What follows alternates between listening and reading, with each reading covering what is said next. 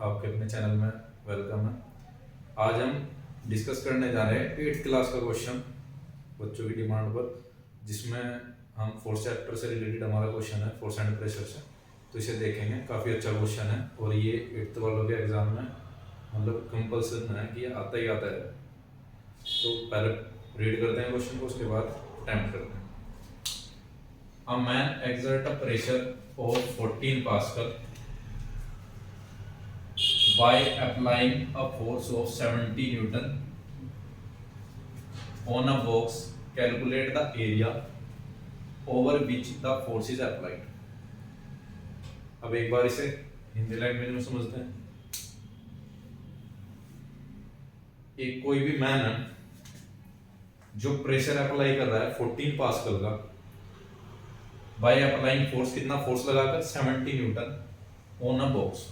ठीक है, मान लो ये एक बॉक्स है, इस बॉक्स के ऊपर एक मैन प्रेशर लगा रहा है 14 पास्कल का, कितना फोर्स लगाकर 70 न्यूटन। इसके ऊपर 70 न्यूटन का फोर्स लगा रहा है एक कोई भी मैन है, फॉर एग्जांपल, जो क्या है इसके ऊपर 70 न्यूटन का फोर्स लगाकर 70 न्यूटन का फोर्स लगाकर और इसके ऊपर प्रेशर कितना जनरेट कर रहा है, प्रेशर जनरेट कर रहा है 14 पास्कल का। 14 पास्कल का इस बॉक्स के ऊपर प्रेशर जनरेट कर रहा है 70 न्यूटन का फोर्स लगाकर। ठीक है, तो calculate the area over which the force is applied. तो हमें ये बताना है कि जो ये बॉक्स है, फॉर एग्जांपल ये बॉक्स है, इस बॉक्स के यहाँ पे बना देते हैं, इस बॉक्स के जब ये फोर्स लगा रहा होगा इस बॉक्स पर, अगर मैं इसे थोड़ा 3D में देखो एज्यूम करो,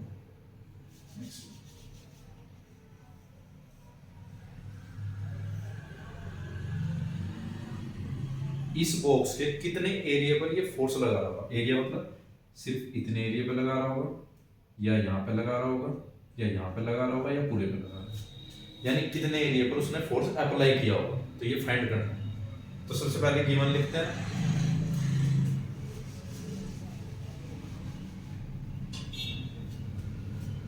सबसे पहले प्रेशर गिवन है 14 पास्कल, दूसरा फोर्स गिवन है फोर्स 70 न्यूटन। E से रिप्रेजेंट करते हैं प्रेशर को, F से रिप्रेजेंट करते हैं फोर्स को। Next calculate the area, area हमें फाइंड करना है, एरिया हमें गिवन नहीं। अब मैं एक चीज और बता देता हूँ, पास्कल यूनिट होती है प्रेशर की, और हम इसे लिख सकते हैं 14 न्यूटन पर मीटर स्क्वायर। ये भी प्रेशर की यूनिट होती है, न्यूटन, पास्कल को ही न्यूटन पर मीटर स्क्वायर भी हम लिख सकते हैं। अब हम इसे फाइंड करते हैं। तो हमारे पास एक फॉर्मूला होता है, pressure equals to force upon area, short में लिखूँ तो F अपॉन। ठीक है, इसके अंदर वैल्यू पुट करते हैं। प्रेशर है हमारा 14, फोर्स है हमारा 70 न्यूटन, और एरिया है हमारा जो हमें फाइंड करना है। ठीक, अब मुझे सिंपली पता है कि मेरे पास कभी भी कोई चीज गिवन हो तो जो मुझे फाइंड करना है उसे मैं इधर ले जाऊंगा और ये नीचे चला जाएगा। तो एरिया इक्वल्स टू 70 अपॉन 14। ठीक है, 14 इसका टेबल हमें पता है, 14 से अगर मैं डिवाइड करूँ तो 5 टाइम्स ये कट हो रहा है, तो हमारा एरिया आ जाएगा 5 मीटर स्क्वायर। ठीक है, अब कहीं को कंफ्यूजन होता है, क्या करते हैं बच्चे, एरिया की यूनिट भी गलत लिख देते हैं या फोर्स की। तो ध्यान से देख लो, हमें पता है फोर्स की यूनिट क्या है, न्यूटन।